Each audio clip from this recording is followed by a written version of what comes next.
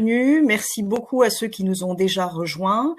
Aujourd'hui, on va essayer d'évoquer ensemble le thème du jour, à savoir comment éviter ces effets indirects d'un peu de ces effets de psychose collective liés à ces événements exceptionnels que nous vivons. Nous sommes donc ici pour vous pour ce webinaire organisé par Cali Social. Nous sommes avec Mathieu Combarnous, Bonjour. mon associé de chez Sésame Avocat. Je suis Barbara Hart et merci beaucoup à Karine Boucher, psychologue du travail, qui est ici pour répondre à toutes vos questions, vos interrogations, et on en a déjà certaines qui nous ont été adressées. Bonjour à tous, merci Barbara pour cette introduction.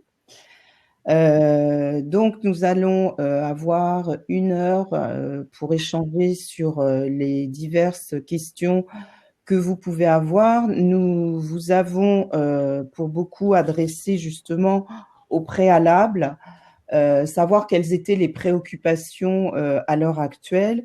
Alors en tout premier lieu, une question a émergé et qui concerne, je pense, beaucoup d'entre vous. N'hésitez pas non plus à interagir en direct puisque voilà, nous pouvons recevoir vos questions via le chat en direct et nous y répondrons. Donc, nous commencerons donc par les questions qui nous ont été adressées et qui émergent aussi via nos lignes d'écoute, et je préciserai ultérieurement en quoi consiste la ligne d'écoute chez Cali Social. Alors, une question plutôt générale, comment pouvons-nous accompagner les cadres et les collaborateurs dans la gestion de crise pendant la période de confinement et après? Alors, Barbara et Mathieu, je vous laisse poser le cadre de référence réglementaire au sein duquel nous travaillons à l'heure actuelle. Vous travaillez sur 3 axes actuellement dans cette période de confinement qui est imposée et qui a eu des conséquences immédiates en termes de droit du travail, en termes de relations du travail. La première, tout le monde le sait, le télétravail est devenu une norme de référence actuelle et obligatoire. Tout salarié qui peut télétravailler de par son métier et de par les moyens techniques dont il dispose doit se mettre en télétravail actuellement. C'est-à-dire que nous sommes passés d'une population de télétravailleurs qui était assez réduite en France à tout d'un coup une explosion, puisqu'on estime à 2,5 millions de personnes le nombre de personnes qui télétravaillent actuellement. Il va y avoir des questions forcément juridiques, mais aussi psychologiques, sur comment gérer un télétravail qui a été amené de manière un peu brutale. La deuxième chose, c'est que vous avez des salariés qui sont confinés pour des questions de garde d'enfants. Vous le savez, tout salarié qui a un enfant de moins de 16 ans peut demander à son employeur de basculer automatiquement dans un arrêt maladie spécial d'une durée actuelle de 20 jours qui sera sans doute reconduite pour pouvoir s'occuper de ses enfants. Et il y a une vraie difficulté là aussi pour arriver à gérer cette partie-là. La troisième chose, ce sont les salariés qui ne peuvent pas travailler en télétravail, chez eux, voilà, qui ne sont pas en télétravail, qui n'ont pas ce mécanisme spécifique d'enfant et qui sont toujours dans ce qu'on appelle actuellement les entreprises essentielles à la nation, c'est-à-dire les commerces alimentaires ou certaines productions de médicaments, et qui donc sont au travail et ont des inquiétudes légitimes par rapport à leurs conditions de travail. Ce matin même, le MEDEF soulignait qu'il y avait un véritable changement d'attitude des salariés actuellement, notamment pour les livraisons non essentielles, non alimentaires, puisque nous commençons à avoir des problématiques. Voilà, c'est les 3 angles, on va dire, juridiques et psychologiques qui se rejoignent pour pouvoir gérer les personnes et les accompagner. C'est le cadre en très très gros. On apportera des précisions juridiques au fur et à mesure des questions. Je pense que ce sera le plus efficace. Alors, d'un point de vue management, quelques points complémentaires. Bien évidemment, il va être important de se montrer disponible, d'être à l'écoute, d'organiser l'espace de travail, même si pour la plupart, chacun est chez soi. Il est important de continuer à donner des repères clairs, de communiquer, d'être à l'écoute et d'être disponible vis-à-vis des collaborateurs. Il est important, à notre sens, de bien redéfinir les règles de travail, les priorités, de façon à ce que chacun puisse continuer à s'inscrire dans une activité professionnelle, parce qu'il ne faut pas l'oublier, le travail est aussi un vecteur de construction de l'identité en cette période un peu trouble et incertaine. Le fait de pouvoir continuer son activité professionnelle est en quelque sorte aussi un facteur de résilience. Donc certes, comme l'a évoqué Mathieu, la plupart d'entre nous, nous sommes aussi pris dans des complexités d'aménagement vie privée, vie professionnelle. Au fur et à mesure, je pense que chacun est en train de se caler, mais pour les dirigeants et les managers, il est vraiment important de redéfinir les priorités, les règles de travail, de co-construire les modalités opérationnelles afin de maintenir l'activité professionnelle de chacun. Il est d'autant plus important de maintenir, autant se faire se peut, une activité économique au niveau national. Alors Karine, pour compléter, nous ce qu'on va voir assez rapidement, je pense, parmi au sein même de notre activité, c'est que peut-être que la question aussi qui va être saillante pour les collaborateurs, c'est celle des délais, des priorités, parce qu'en fait, c'est vrai que le fait de pas se retrouver en équipe, d'avoir coupé ce lien, de savoir qui fait quoi et comment fonctionne une activité d'équipe, c'est très difficile de voir des demandes pour un collaborateur qui peuvent arriver en flow ou différents, sa participation est requise pour prendre part à des projets et comment trouver une priorité alors qu'il était très simple auparavant d'avoir une réunion d'équipe, de demander à son superviseur, de demander à son chef d'équipe comment ça fonctionne. Et cette nouvelle autonomie, au fond, qui est fausse autonomie qui est laissée aux salariés, peut être vraiment très vite anxiogène pour savoir, voilà, qu'est-ce que je dois faire en premier et de quel temps dont je dispose. Donc, développer ces outils et ce lien, comme était évoqué il y a 2 minutes, me paraît tout à fait prioritaire. En effet, je pense que le manager, j'allais dire, a toute son importance pour redéfinir des règles de travail, communiquer. Je pense qu'il est vraiment important de bien recenser tous les outils collaboratifs à disposition de chacun, de recréer des repères clairs, peut-être en instaurant des rituels, des réunions bi- ou tri-hebdomadaires, des rendez-vous fixes avec des règles claires.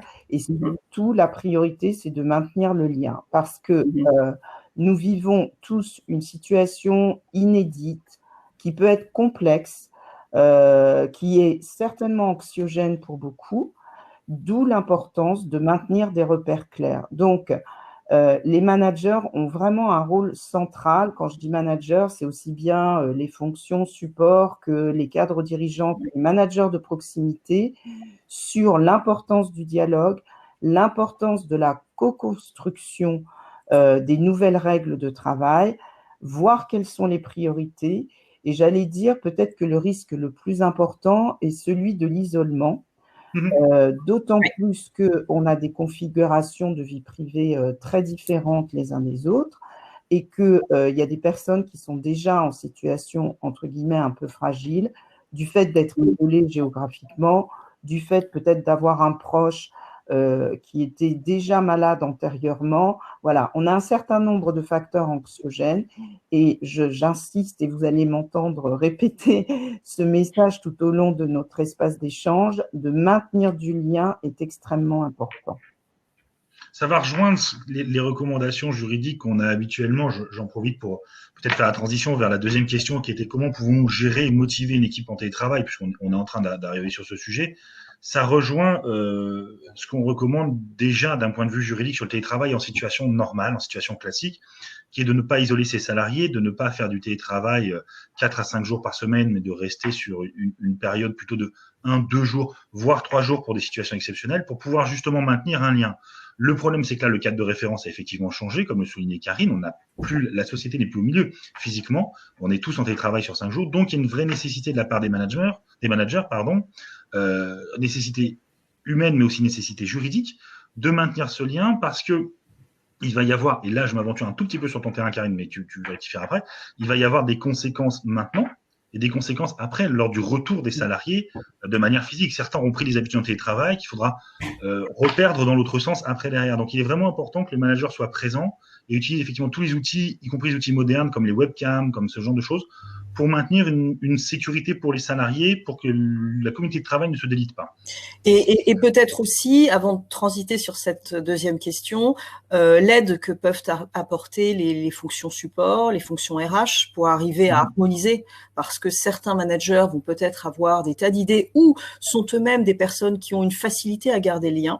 D'autres auront peut-être plus de difficultés à le maintenir, à l'évoquer, à faire en sorte qu'il soit réel, à passer des coups de fil. Et peut-être qu'effectivement, une définition au niveau des ressources humaines serait un outil très utile, parce que les managers aussi, eux, ont besoin d'aide pour savoir comment procéder. Tout à fait. Frédéric nous fait remarquer un point dont on a parlé au début, et effectivement, on va en parler aussi. Les salariés qui ne seront jamais en télétravail, on disait c'est le troisième axe, on disait au début. Ouais. Il y a actuellement aussi, on parlait des effets de la psychose de manière indirecte, il y a aussi des complications actuellement pour les salariés qui ne sont pas en télétravail, qui sont dans un univers de travail un peu particulier, les rues sont vides, les téléphones sonnent beaucoup moins, et qui se disent finalement non en première ligne. Et là, il y a quelque chose à gérer, il doit y avoir un discours de l'employeur, un discours humain très très fort, mais aussi des moyens juridiques, des moyens de protection, des gants, des masques, etc., et une communication extrême sur ces salariés-là qui sont en première ligne. Très clairement, Frédéric citait le BTP, mais on peut citer aussi les livraisons, les commerces alimentaires, etc., etc. La réponse de l'employeur ne va pas être la même, je pense. Non. Karine, sur ce point ? Non, et justement, le ministre du Travail intervenait ce matin encore face à ce type de questions des auditeurs. Le gouvernement va éditer un guide des bonnes pratiques, puisque c'est clair qu'à l'heure actuelle, on est en phase d'aménagement et de réajustement au regard de ces conditions exceptionnelles. Il est clair que pour tous les métiers de première nécessité, il est très important de définir des règles claires pour respecter la distanciation, les moyens de protection. Alors, évidemment, la question des gants, du masque se pose. Il y a des initiatives, je pense à un magasin de grande distribution qui très vite a installé des parois plastiques pour protéger les collaborateurs.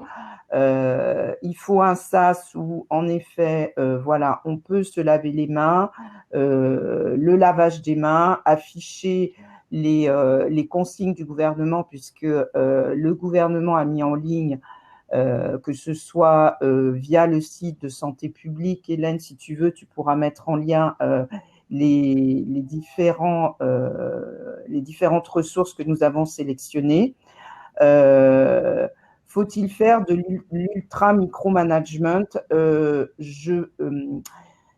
Je ne pense pas que l'ultra-micromanagement soit une pratique qui va sécuriser les salariés qui doivent demeurer en activité. Pour autant, et c'est là où le manager a toute sa place, il est important de poser un cadre clair, des consignes claires que l'on élaborera aussi peut-être dans la co-construction avec les collaborateurs au regard de quel est le contexte physique de telle entreprise, qu'est-ce qui peut être mis sur pied pour protéger la santé de chacun, quels sont les moyens dont dispose l'entreprise. Et pour autant, je pense que c'est dans le dialogue que les conditions de travail pourront être respectées et que l'activité pourra se continuer. Je pense que, comme on l'a déjà signifié plus tôt, la communication est vraiment un point extrêmement important pour fédérer les équipes, diminuer l'aspect anxiogène de cette crise importante que nous vivons au niveau national et international. Donc, il faut, à mon sens, vraiment allier un cadre avec des repères clairs, des consignes qui sont co-construites collectivement et qui seront appliquées et qui feront sens pour chacun. C'est d'accord. Le micromanagement, par ailleurs, va s'avérer aussi techniquement impossible pour certaines sociétés. On va penser aux sociétés qui ont peut-être beaucoup de salariés tout d'un coup en télétravail dans des conditions particulières. Le département des ressources humaines ne pourra pas absorber l'intégralité. S'il utilise chaque cas particulier, on va se retrouver avec des burn-out dans les ressources humaines, ce qui ne va pas aider dans cette période. Donc non, il faut trouver le bon niveau de communication. Effectivement, c'est une communication trop globale qui ne sera pas efficiente et un micromanagement qui ne sera pas utile et qui sera même problématique au bout d'un moment parce que tous les salariés vont reporter leurs angoisses sur les ressources humaines et qui fera imploser à terme les départements des ressources humaines. Il faut arriver à trouver le bon niveau, mais c'est sans doute le plus dur actuellement. Ouais. On avait, de manière concrète, on en était à une question peut-être, voilà, comment est-ce qu'on motive d'un point de vue juridique, d'un point de vue psychologique aussi, comment est-ce qu'on motive une équipe en télétravail? On le disait, c'est la première fois pour certains. Comment est-ce qu'on fait? Qu'est-ce qu'on utilise comme outil? Est-ce qu'on doit être dans la surveillance exactement comme au travail actuellement? D'un point de vue juridique, déjà, peut-être je vais laisser Barbara voir si nous rappeler que finalement, on est dans la même situation, qu'on soit en télétravail ou pas. On est sur les mêmes obligations. Oui, c'est ça, c'est que la difficulté, le paradoxe, c'est que on a cette contrainte de devoir rester au travail, de devoir télétravailler. En même temps, le contexte, ce climat est particulièrement difficile. Pourtant, pour toutes les activités qui peuvent se continuer en télétravail, l'attente de l'employeur va être probablement adaptée, mais elle se poursuit. L'activité économique, comme le disait Karine, doit se maintenir. C'est une nécessité nationale, certes, mais même les entreprises doivent essayer de maintenir à tout prix leurs opérations, autant que faire se peut, en s'adaptant à ces circonstances-là. Donc, à nouveau, au plan strictement juridique, la forme que prend les nouvelles conditions de travail de chacun, donc essentiellement par télétravail, sur cette question qui nous occupe, ne modifie pas les attentes en termes de productivité individuelle. Alors, productivité, c'est pas le bon mot, parce que justement, il va y avoir, comme on a dit tous ensemble, probablement des ajustements, trouver les bons moyens, revoir véritablement comment l'organisation collective d'une équipe va s'opérer, mais le travail continue. Oui, et j'allais dire, il y a un point qui est important. En fait, on est typiquement dans quelque chose qui s'inscrit de toute façon depuis, j'allais dire, ces 2 dernières années, quels que soient en tout cas les contextes au sein desquels nous intervenons. Manager dans l'incertitude devient un dénominateur commun au sein de beaucoup d'organisations, quel que soit le secteur d'activité ou quel que soit le type d'organisation, puisque là, je parle en mon nom et au nom de mes collègues. Nous intervenons aussi bien auprès de structures privées que d'associations, que d'organisations privées, nationales et internationales. Manager dans l'incertitude est quelque chose de plus en plus prégnant au sein de nos organisations, à part que là, nous sommes maintenant dans un contexte exceptionnel. Donc, c'est une contrainte, cette incertitude, mais ça peut devenir aussi une formidable opportunité, puisqu'il est clair qu'il faut s'adapter et organiser l'espace de travail, mais ça peut donner la place aussi à certaines innovations, redéfinir les priorités, puisqu'il y a un certain nombre de choses qui vont être ralenties. Ça permet de se poser et de repenser individuellement et collectivement aussi les choses et de peut-être de réorienter certaines priorités là où je pense qu'on se rejoindra tous. Ces dernières années, souvent dans l'espace de travail, le manque de temps faisait en effet était extrêmement important. Donc, voilà, pour revenir sur ce point, il est important de fédérer et que chacun demeurera motivé avec des repères clairs. Le manager aura peut-être aussi à cœur à bien repérer les motivations intrinsèques, ce qu'on appelle les motivations intrinsèques, peut-être de définir un type de tâche à tel collaborateur qui est plus motivé sur le sujet et que c'était sur tel ou tel sujet. En bref, ce que je pose là, c'est que parfois, des événements inattendus, des périodes de crise peuvent amener aussi d'autres développements auxquels on n'aurait pas pensé en période, j'allais dire, habituelle. Et Karine, je pense également à quelque chose, c'est que ce moment particulier est totalement inédit, permet aussi, comme tu l'évoquais, une espèce de remise en question évidemment global de nos habitudes, c'est-à-dire que tout le monde finalement est dans un temps commun, et ça c'est très très inédit. Dans une équipe classique, quelle que soit la société ou l'organisation, les collaborateurs, les managers, les équipes support sont placés dans des circonstances, des déplacements, des objets, des priorités différentes. Et aujourd'hui, de façon absolument exceptionnelle dans l'histoire du monde du travail, nous sommes ralentis et posés, nous sommes tous ensemble. Et au fond, le fait de vivre au sein d'une équipe à nouveau ces circonstances-là donne peut-être une chance à l'individu aussi en tant que collaborateur à émerger, à exister peut-être un peu plus dans une équipe où il avait peut-être certaines difficultés à exprimer ce qu'il sait faire ou à être reconnu. Peut-être que d'autres vont souffrir justement de cette absence de visibilité qui faisait leur singularité. Et à nouveau, donc je te pose la question parce que c'est pas une question, enfin c'est une question que voilà, sur laquelle je m'interroge. Ça peut aussi être une occasion effectivement pour chacun de repositionnement au sein d'une équipe. Complètement. Je pense que et puis on en a déjà des témoignages et je m'appuie aussi sur les communications des psychiatres, psychanalystes, de ce qui émerge aussi avec les confrères. Le fait de ralentir, c'est peut-être un mal pour un bien, pour redéfinir les priorités collectives au sein d'une équipe. Et puis aussi peut-être, j'allais dire, s'inscrire différemment au sein d'une équipe. Peut-être que des nouvelles motivations vont émerger. Je pense que, en tout cas, de ce que j'observais avant ce moment exceptionnel, pour beaucoup, il y a des tas de choses qui étaient laissées en suspens ou qui étaient faites, excusez-moi l'expression, à la va-vite.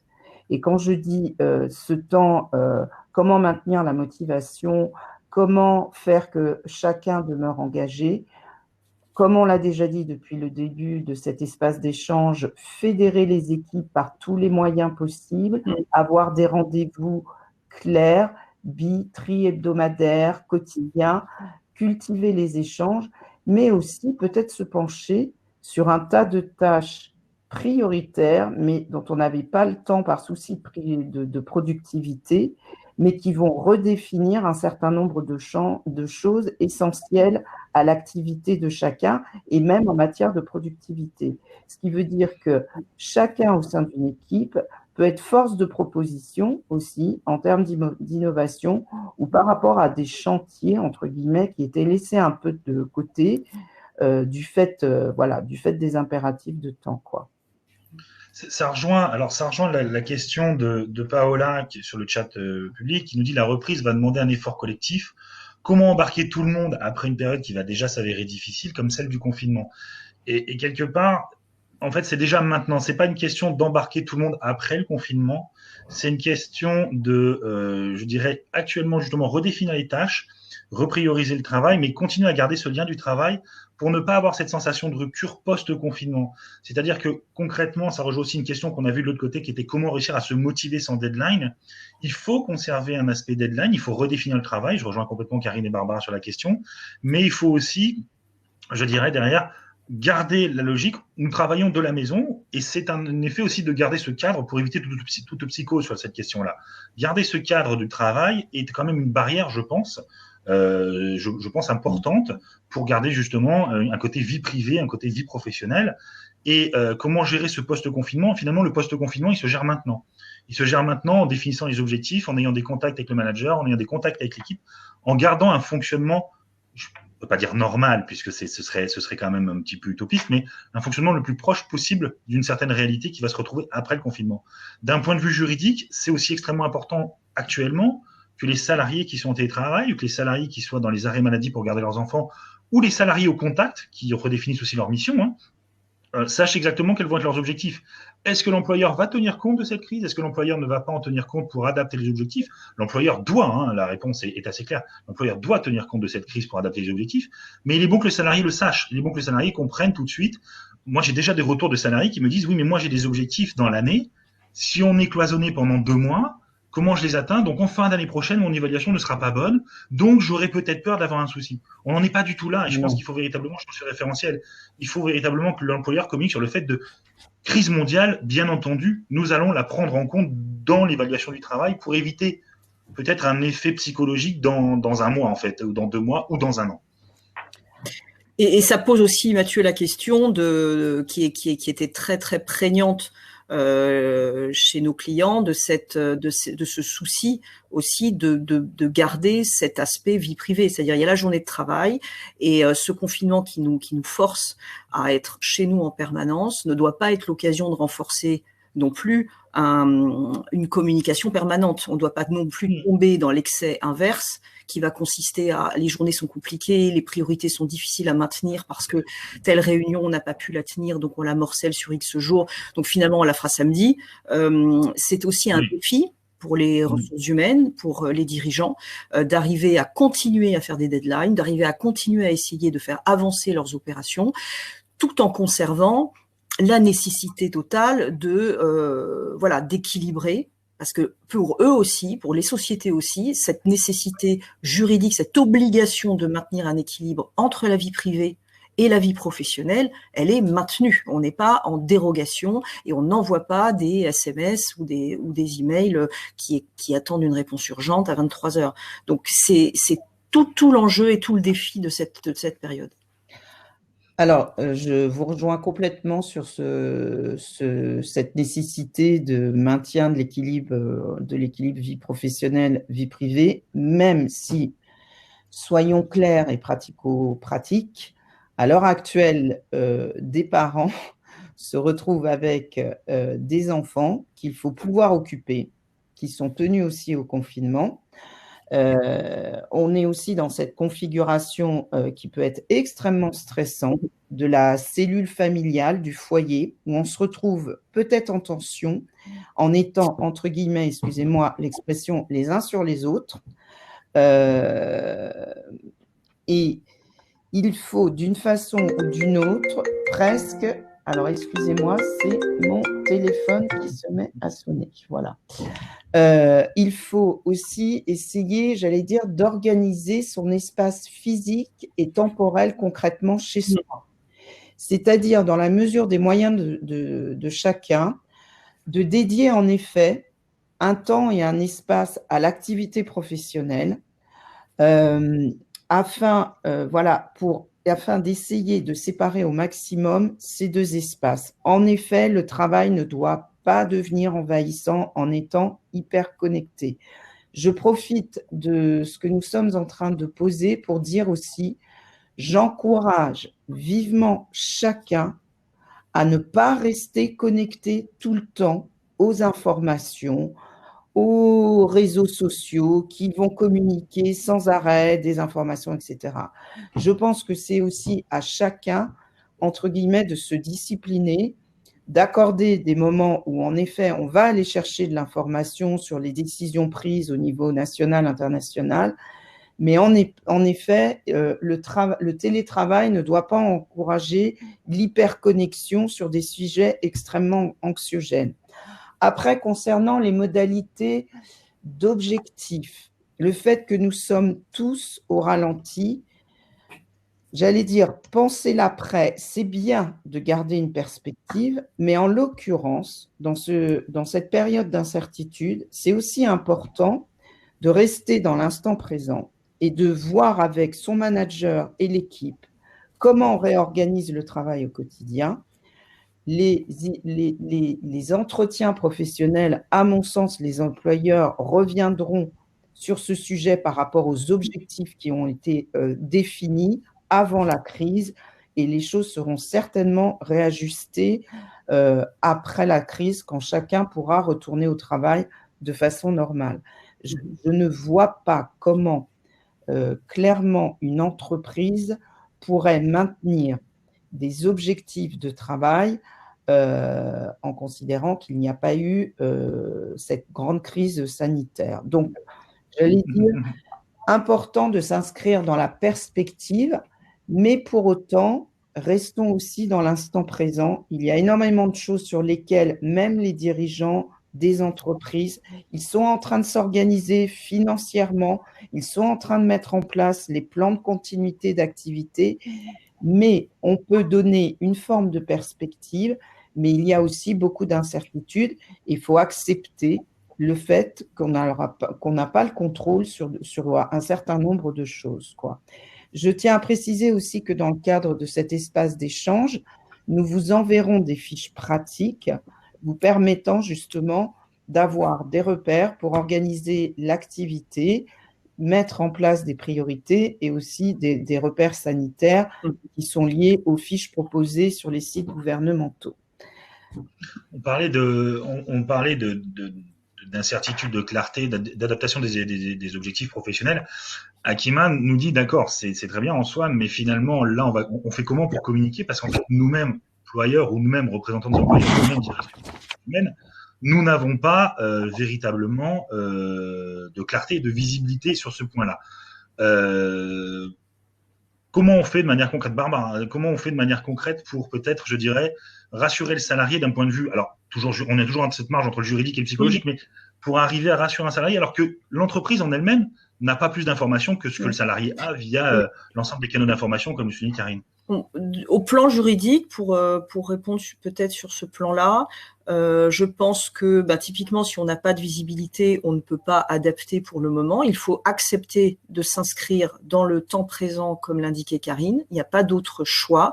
Je pense que finalement, ce qui va rassurer les salariés et l'entreprise, c'est de continuer son activité. On ne peut pas savoir exactement dans quelle proportion, on n'a pas à se projeter, on ne peut pas se projeter finement pour le moment dans ce que donnera les impacts de cette phase très difficile. Mais il me semble que les objectifs, disons, c'est pas vraiment les objectifs, mais disons, l'organisation du travail peut-être doit se resserrer dans un temps plus court.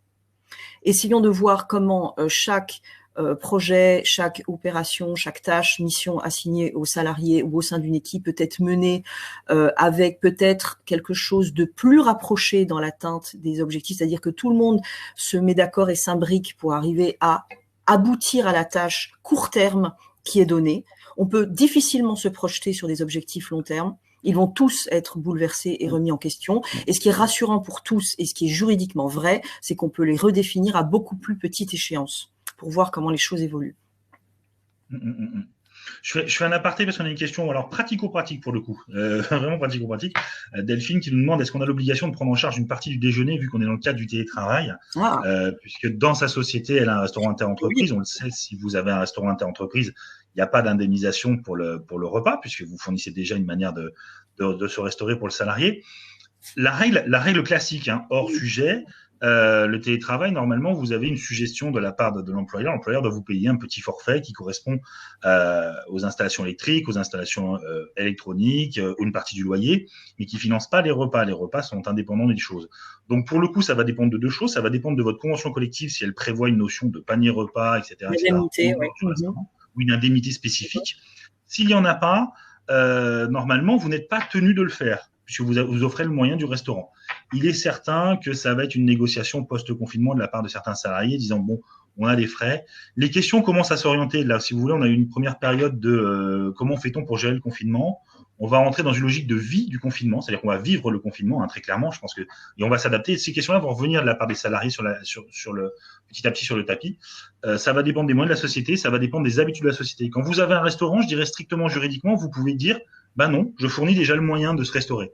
Maintenant, au cas par cas et de manière concrète, est-ce qu'il n'y aura pas moyen, par exemple, de suspendre la subvention au restaurant pour cette partie-là, pour la retourner sur les salariés? C'est à voir en fonction de chaque société, c'est à voir surtout en fonction de chaque convention collective. Pour le coup. Voilà, c'était le petit point plus juridique sur ce point-là. Est-ce qu'on continue sur les questions qu'on a reçues? Oui, je voulais juste, je relisais les questions qui nous sont adressées, juste un point complémentaire. Comment peut-on être clair si on n'a pas de visibilité pour assurer les salariés? Encore une fois, un maître mot, la communication. De dire, pour l'heure, nous n'avons pas de vision claire pour les 6 prochains mois, c'est poser une communication, plutôt que de laisser les collaborateurs dans le silence et de maintenir le lien en disant dès que nous aurons une perspective un peu plus éclaircie, nous reviendrons vers vous. C'est une communication et ça donne de la perspective, même si c'est de l'incertitude. La question qui était, alors on a parlé des actions et des rituels, hein, on a parlé de cette routine, je pense qu'on en est un peu plus là-dessus. Il y a une question purement risques psychosociaux, qu'est-ce qui va pouvoir survenir en termes de pathologie? Alors on essaye de ne pas faire anxiogène. Ah, on a perdu Karine, Karine nous revoilà. Voilà. Non, mais parce qu'apparemment, on ne nous voit plus, donc voilà. Voilà. Quelles sont les pathologies qui peuvent survenir en situation d'isolement? Alors peut-être avant de voir le point purement pathologie, est-ce qu'on peut peut-être avoir un rappel du cadre juridique de l'obligation de sécurité par rapport à ça qui va se poser? C'est un grand flou parce que finalement c'est pas de la faute de l'employeur, mais l'employeur est censé maintenir ses salariés. Est-ce qu'on peut peut-être rappeler ces 2-3 obligations-là, Barbara, ou pas? Voilà. Oui, c'est-à-dire que l'obligation de préserver la santé et la sécurité des salariés s'exerce dans un cadre exceptionnellement inédit, c'est-à-dire qu'effectivement l'activité menée en télétravail, on se pose la question, est-ce qu'un accident domestique, est-ce qu'un accident qui survient alors que le salarié est en train d'exercer son travail va occasionner une demande de reconnaissance d'accident du travail? Très probablement. Je ne vois pas comment il pourrait en être autrement. C'est déjà le cas quand le télétravail est organisé de façon structurelle dans l'entreprise. Donc oui, bien évidemment, la protection est étendue pour tous les salariés dans le cadre de leur exercice à domicile de leurs fonctions. Alors, pour répondre à la question des pathologies qui peuvent survenir en situation d'isolement et comment les prévenir, bon, je laisse le point de vue médical aux personnes compétentes. Je pense qu'en termes de prévention, et là je fais référence à une entreprise internationale avec laquelle voilà, nous travaillons depuis un moment, qui a mis en place des mesures de prévention et qui a extrêmement bien anticipé la situation. Et à l'heure actuelle, les collaborateurs sont en télétravail et les mesures de prévention continuent. Il y a un travail de coordination qui continue de se faire avec l'infirmière de santé au travail que je salue au passage, Muriel, les RH, Pauline, Nicolas, voilà, où ce travail et cette concertation continue de se faire. Donc, il y a comme une veille sanitaire qui est en place avec les RH où voilà, les collaborateurs peuvent communiquer. Les pathologies, je dirais en clair, ce qui a déjà été dit, c'est que nous sommes dans une situation tellement exceptionnelle et inédite qu'il est clair que le climat est extrêmement anxiogène. Les personnes qui étaient déjà antérieurement à cette crise un peu fragile, que ce soit au niveau physique ou psychologique, peuvent se sentir d'autant plus fragilisés. D'où l'importance de faire appel à tout ce qu'il est possible pour maintenir du lien et de faire appel aux professionnels dont c'est le métier. Calice Social propose des lignes d'écoute. Mes collaborateurs et moi-même, mes collègues et moi-même, nous demeurons disponibles. La préconisation que nous faisons à tous nos interlocuteurs, c'est de ne pas attendre qu'une situation devienne terriblement anxiogène pour qu'on arrive à une décompensation, à un état de panique, mais plutôt de créer du lien. La ligne d'écoute n'est pas qu'en situation d'urgence, c'est aussi lorsque l'on a besoin de parler, parce que peut-être que de vivre en confinement avec ses proches, même si on aime ses proches, eh bien ça s'avère un peu plus difficile qu'on ne le pensait, parce qu'on ne peut pas être proche de sa famille qui est à distance, parce que les conditions de travail diffèrent, il y a un manque de repères, donc il ne faut pas hésiter à s'adresser aux professionnels compétents. Je pense que la plupart des ressources humaines demeurent vigilantes et font un travail exceptionnel en lien avec les services de santé au travail. Nous vous proposerons des supports qui vous permettent justement de bien identifier quelles sont les ressources vers lesquelles vous pouvez vous tourner ou le manager vers qui il peut orienter si besoin. Ce qu'il en est en termes de symptômes, encore une fois, nous retransmettrons les communications gouvernementales qui sont, qui sont simples et claires. Voilà, j'allais dire un principe de vigilance, de rester les uns et les autres en lien. Un point qui va se poser, c'est peut-être pour les collaborateurs qui sont déjà en arrêt de travail ou qui vont être en arrêt de travail. Je pense qu'en termes de prévention, du fait que, et je m'appuie sur mes collègues dont c'est la compétence juridiquement, un salarié en arrêt de travail, normalement, ne peut pas être sollicité par son employeur, mais avec son accord, je pense qu'il est aussi important de maintenir du lien avec des collègues si le collaborateur est d'accord pour maintenir ce lien. Tout à fait, tout à fait. Il faut un accord, mais tout à fait. Barbara, peut-être? Oui, bien sûr, je suis parfaitement d'accord. La situation, alors habituellement, on encourage les sociétés à être extrêmement prudentes dans la sollicitation des salariés qui se trouvent en arrêt de travail. Il faut vraiment que ce soit lié à des demandes immédiates, urgentes, un code pour accéder à leur ordinateur qui permettent la continuité des services. Pour autant, comme le souligne Karine, compte tenu du confinement actuel, il est encore plus prégnant de ne pas les laisser de côté, de ne pas les isoler. Et oui, leur adresser un email. Est-ce qu'on peut continuer à te contacter? Est-ce que tu souhaites est-ce que tu souhaites participer à un échange pour qu'on se renseigne sur comment tu vas, comment est-ce que tu souhaites échanger avec nous, semble tout à fait important. Et peut-être je vais en profiter pour répondre rapidement à une question qu'on a vu passer sur la preuve en cas d'accident.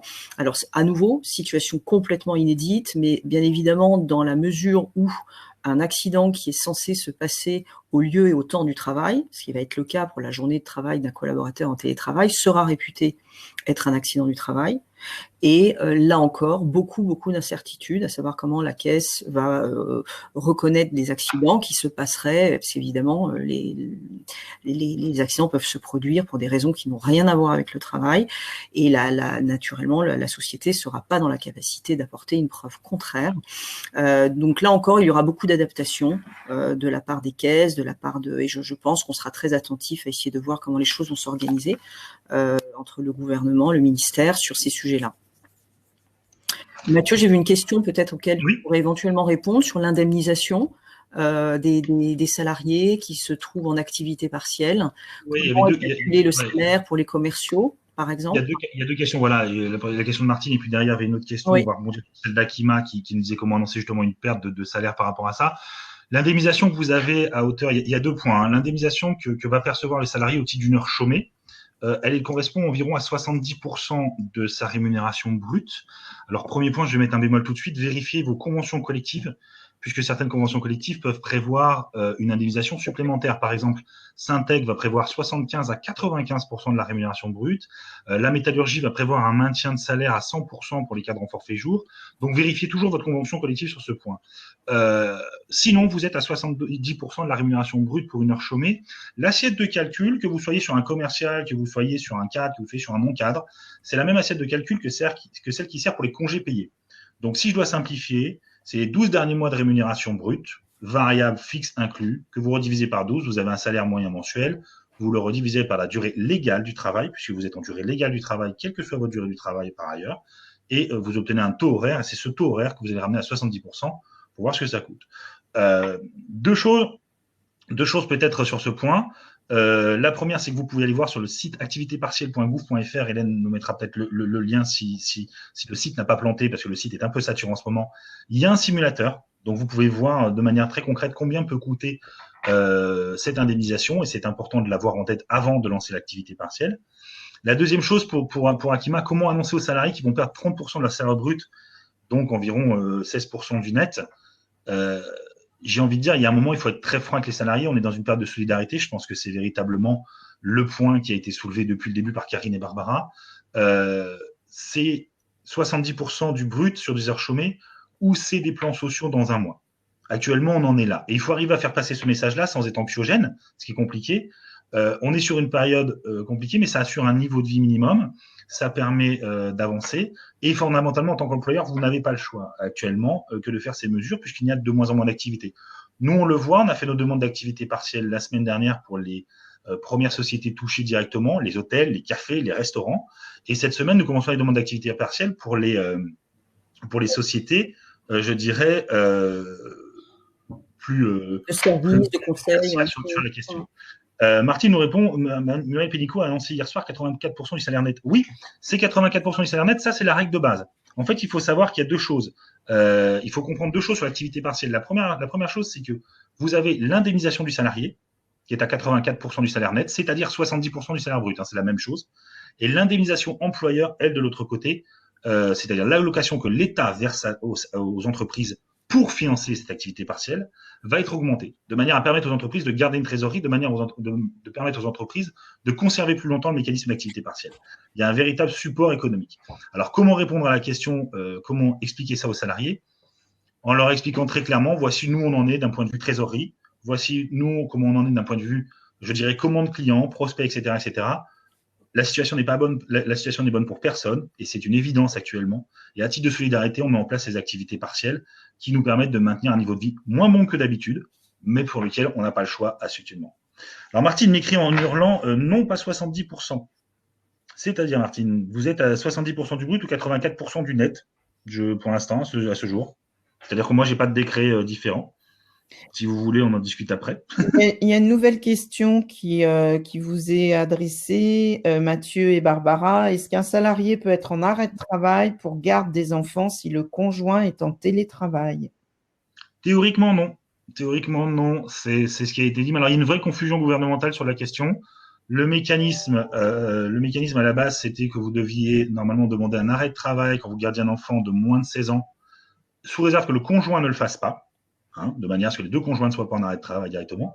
Il y a une communication gouvernementale un peu floue sur la question, puisque Muriel Pénicaud nous a expliqué derrière que la règle, c'était le télétravail, et que si on ne pouvait pas télétravailler, on pouvait demander cet arrêt maladie. Simplement, beaucoup de salariés ont déjà demandé l'arrêt maladie. Donc la réponse est oui, s'il y a un conjoint qui télétravaille, voilà. L'autre peut garder les enfants. Normalement, oui. Voilà, donc la réponse serait oui dans la question qui est posée. En revanche, les deux parents ne seraient pas autorisés à solliciter cet arrêt de travail, toujours dans l'idée de solidarité, de maintenir une activité.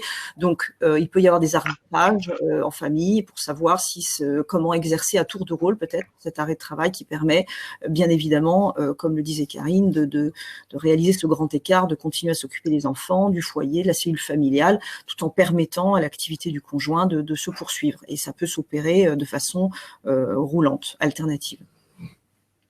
Alors, Martine rebondit sur ce qui signifie que les 20% de travail complémentaire sont versés à l'entreprise, mais pas en complément au salarié qui va travailler pour 20% de son temps. Alors, c'est pas tout à fait ça. C'est-à-dire qu'en fait, un salarié qui va travailler 20% de son temps, je suis désolé, on rentre vraiment dans du fin, mais c'est aussi, je pense, important, on parlait tout à l'heure de transparence et de communication pour vos salariés, c'est important de savoir ça. Un salarié qui va travailler 20% de son temps, donc il y a 20% d'heures travaillées, elles sont payées à 100% comme du salaire, comme d'habitude, même charge, etc., etc. Les 80% d'heures chômées vont être payées à 70% et sont considérées comme du revenu de remplacement, ça n'est pas du salaire. Voilà, c'est comme ça que ça fonctionne en fait. Donc globalement, les heures travaillées seront toujours payées par l'employeur de la même manière, elles ne rentrent pas dans le mécanisme d'activité partielle. Et les heures chômées, voilà, ce sont les heures chômées, c'est-à-dire la différence entre la durée du travail et les heures travaillées, qui sont indemnisés par l'État et par l'employeur indirectement. Ouais. Voilà, j'espère que ça répond à votre question. Martine, n'hésitez pas à revenir vers nous si ce n'est pas le cas. Pour terminer sur les questions techniques, avant que nous abordions des points conclusifs, les salariés en astreinte sont-ils éligibles au chômage partiel car ils ont un téléphone 24 heures sur 24? Bon.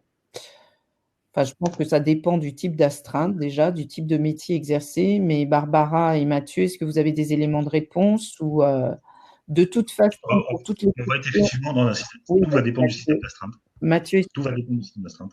Mathieu, voilà. Vas-y. Oui, pardon, je vous ai perdu, Karine. Tout va dépendre du système d'astreinte en lui-même.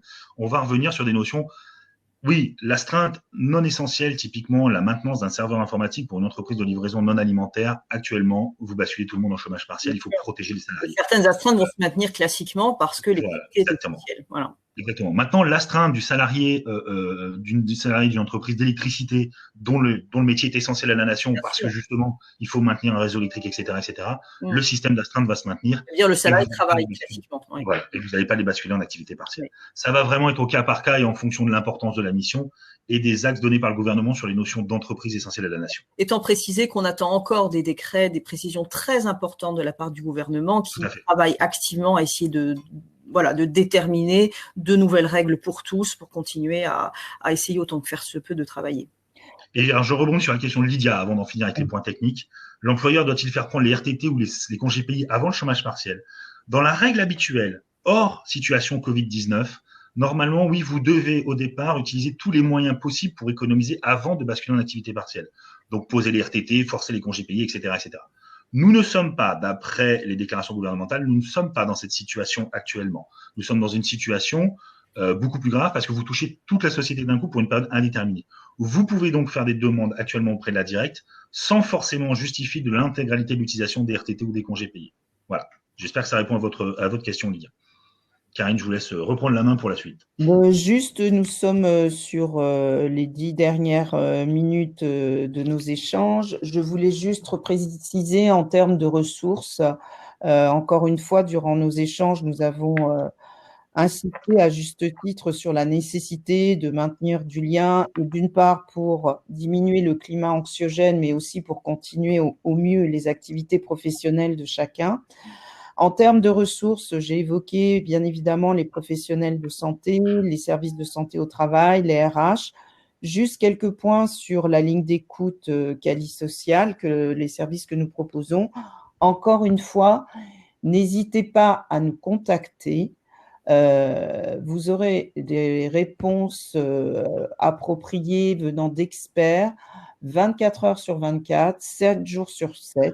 Encore une fois, la ligne d'écoute n'est pas qu'un outil en situation d'urgence. Je vous encourage vivement les uns et les autres à ne pas hésiter à joindre un de nos experts, que ce soit pour une question personnelle ou professionnelle. Les managers qui vont être évidemment très sollicités sur le côté fédérer l'équipe, maintenir l'engagement de chacun, maintenir la motivation. Vous pouvez aussi joindre la ligne d'écoute afin d'avoir un conseil, être coaché, voilà, ou soumettre une question ou une préoccupation que vous pourriez avoir au sujet d'un de vos collaborateurs. Voilà, juste un point sur le type de ressources que vous pouvez solliciter. Encore une fois, l'hyperconnectivité sur les informations, les réseaux sociaux, bon, voilà, ce n'est pas la peine de se maintenir non plus dans un bain qui est extrêmement anxiogène. Les choses sont en train de s'organiser. Beaucoup de dirigeants travaillent à la mise en place du plan de continuité d'activité. Voilà, le gouvernement, comme l'a précisé Barbara, réagit assez rapidement tous les jours, au jour le jour, pour faire en sorte de sécuriser les choses, que ce soit d'un point de vue sanitaire, mais aussi économique. Je me permets de préciser que nous avons la chance d'être quand même dans un système qui est encore assez protecteur. Donc, je me permets de le souligner pour aussi abonder dans le sens de ne pas se projeter trop loin, même s'il y a des incertitudes, des mesures sont prises de façon à pérenniser les activités de chacun. Barbara, Mathieu, un point, il nous reste 8 minutes. S'il y a des dernières questions, Barbara et Mathieu, si vous voulez. Envoyez tout sur la question. Non, après, on est voilà, d'un point de vue, encore une fois, juridique, actuellement, il y a beaucoup d'inquiétudes aussi, et ça fait partie des psychoses. Comment on va être pris en charge au titre de l'activité partielle? Comment est-ce que ça va fonctionner? Est-ce que je vais perdre mon emploi? Etc. Barbara l'a souligné, il y a beaucoup d'évolutions actuellement du mécanisme qui n'aide pas non plus les employeurs à rassurer les salariés, puisque véritablement, ça change en ce moment un petit peu tous les jours. 2 décrets vont arriver. On peut quand même dire que le système de chômage partiel, qui était quand même un mécanisme qui était réservé à des situations totalement extrêmes, à la production, etc., ou à des fermetures administratives, est incroyablement assoupli. facilité, les outils sont compréhensibles et on a normalement l'engagement de l'État de fonctionner extrêmement vite, des directs qui sont sur le pont pour essayer de répondre en 48 heures, autant que faire se peut, aux demandes au fil de l'eau. Et les dossiers, puisqu'on l'a vu, on a des retours de nos clients qui ont déposé des dossiers, les dossiers sont examinés, les notes sont lues. Donc, le conseil à donner à ceux d'entre vous qui sont employeurs, qui sont au RH, c'est il faut soigner le dossier de demande. C'est important de fournir dès le début les bons documents et en même temps pas de précipitation. Si on n'a pas eu le temps de consulter son CSE parce que on a été en confinement avant même d'avoir pu réaliser cette consultation, on peut le faire dans un deuxième temps. Il y a une grande flexibilité qui est tout à fait nouvelle par rapport à ce système qui était quand même quelque chose de relativement rigoureux et rigide. Donc des solutions existent et comme le disait Karine, beaucoup de sources d'informations sont disponibles sur les sites du ministère. On est également à votre disposition si vous voulez affiner ces questions sur un plan juridique, car il faut en revanche se dépêcher de déposer tous les dossiers et dans le doute le faire. Dans le doute le faire, c'est vraiment notre conseil, car tout n'est pas figé, notamment dans le remboursement, les allocations. On est encore sur un mécanisme qui est en adaptation et en travail continu par les ministères. Voilà, je pense que… Est-ce qu'il vous reste des questions? On a réussi à répondre à toutes les questions malgré le défilement des questions, mais je suis assez fier de nous tous. Il y a à ce niveau-là plus grand-chose peut-être à ajouter. Véritablement, je pense que les deux axes qu'on peut retenir de cette journée, c'est de cette matinée plutôt, c'est véritablement une communication et une transparence, et le fait que finalement le changement, c'est peut-être le point le plus positif. Il va y avoir des changements dans les méthodes de travail, il va y avoir des changements dans la relation de travail. Il va y avoir peut-être effectivement une repriorisation de certains objectifs et il en sortira peut-être, voire même sûrement du bon, je pense au final, mais même si pour l'instant la situation reste particulièrement compliquée pour tout le monde, salariés comme employeurs. N'hésitez pas à nous recontacter si vous avez besoin d'une quelconque précision, et je pense, à moins qu'on fasse un dernier tour de questions, mais je pense qu'il n'y en a plus. Non, je voulais juste rebondir, Mathieu, sur ce que tu as dit justement et où tu nous félicitais les uns les autres comme ça. Voilà, je pense que c'est important aussi de se donner de la reconnaissance mutuellement, de se féliciter, de cultiver un climat de confiance, de bienveillance, de calme. Encore une fois, comme on l'a dit, le fait de ralentir et le fait d'être pris tous dans une contrainte et des inattendus, ça peut ouvrir des champs, des innovations auxquelles on n'aurait pas pensé, pris dans le flot de nos activités antérieurement. Donc voilà, rester fédérés, communiquer, et puis c'est vraiment et confiant. On a deux questions qui arrivent en urgence, alors on va essayer d'y répondre en 4 minutes. La première, c'est Patricia, quelle est l'aide pour l'entreprise en chômage partiel? Alors l'aide, elle était normalement de 7,23 € par heure chômée ou de 8,04 € pour certaines entreprises de plus de 250 salariés. Il y a un communiqué de presse du ministère du Travail qui est tombé, je vais vous le partager comme ça, vous l'aurez directement. Je vais afficher ce document, hop, voilà, je viens de demander à Hélène de vous le mettre sur le côté. C'est un communiqué de presse du ministère du Travail où vous voyez l'aide pour les entreprises va être plus importante qu'avant puisque vous allez déplafonner ce que vous allez recevoir sur cette question-là. C'est-à-dire qu'en fait, avant, vous aviez un forfait d'une huitaine d'euros par heure chômée. Là, vous aurez un forfait qui va couvrir 100% des indemnisations dans la limite de 4,5 fois le SMIC, ce qui est quand même déjà une limite assez haute par mois. Voilà l'aide qui va être apportée aux entreprises derrière en termes d'activité partielle. La dernière question, c'est Raphaël. Comment communiquer bon message adressé à un employé contaminé? Comment organiser son suivi, et notamment un suivi potentiellement à grande échelle? Très clairement, il va falloir, dans ces cas-là, communiquer avec lui. C'est exactement la même chose, communiquer, le rassurer. Certains de nos services, eux, par exemple, les infirmières du travail, les psychologues du travail, les médecins du travail, communiquent directement avec les salariés pour les rassurer. Ce n'est pas parce que vous êtes contaminé que vous êtes dans une situation problématique, vous devez juste être isolé par rapport aux autres, mais cet isolement peut être rompu par tous les moyens de communication modernes, et il faut notamment communiquer en expliquant que l'employeur reste aux côtés du salarié pendant cette période. La dernière chose, moins positive, Muriel, que faire quand un collaborateur en télétravail ne travaille pas? un collaborateur en télétravail est en télétravail, donc il y a le mot travail quand même dedans, et donc les objectifs sont quand même toujours là, et il y a un suivi à faire. Mais on vous recontactera sur ce point. ouais, Si vous le mais souhaitez. du fait du ralentissement des activités, je pense que aussi, ça peut être l'opportunité de se pencher sur des tâches qu'on avait tendance à laisser de côté. Et puis, voilà, il y a des dossiers sur lesquels on n'avait pas forcément le temps d'accorder du soin. Une fois que, entre guillemets, l'activité au quotidien, elle est faite, je pense que tous, nous avons du rangement ou du tri à faire qui peut maintenir comme ça ce qui peut permettre de maintenir une certaine activité. Alors, dernière question, Patricia, l'entreprise ne complète pas le salaire à hauteur de 100%. Non, c'était le point de tout à l'heure. L'entreprise communiquera à hauteur de 100% uniquement si une convention collective l'y oblige. Sinon, vous êtes à 70% du brut et vous n'avez pas à indemniser au-dessus. 70% du brut sur les 35 heures. Je suis désolé sur cette fin de chat qui est un peu dans tous les sens. Mais nous nous arrêtons là. Dernier mot de la fin. Je vous souhaite une excellente journée à tous et nous recontacterons certaines personnes pour la fin. Voilà. Merci à tous. Merci beaucoup. Pour rappel, vous pourrez disposer du replay et nous y joindrons aussi tous les documents de référence que nous avons évoqués durant ces échanges, mais aussi les documents complémentaires en lien avec des questions techniques, ainsi que les adresses des sites gouvernementaux. Au revoir. Au revoir. Au revoir.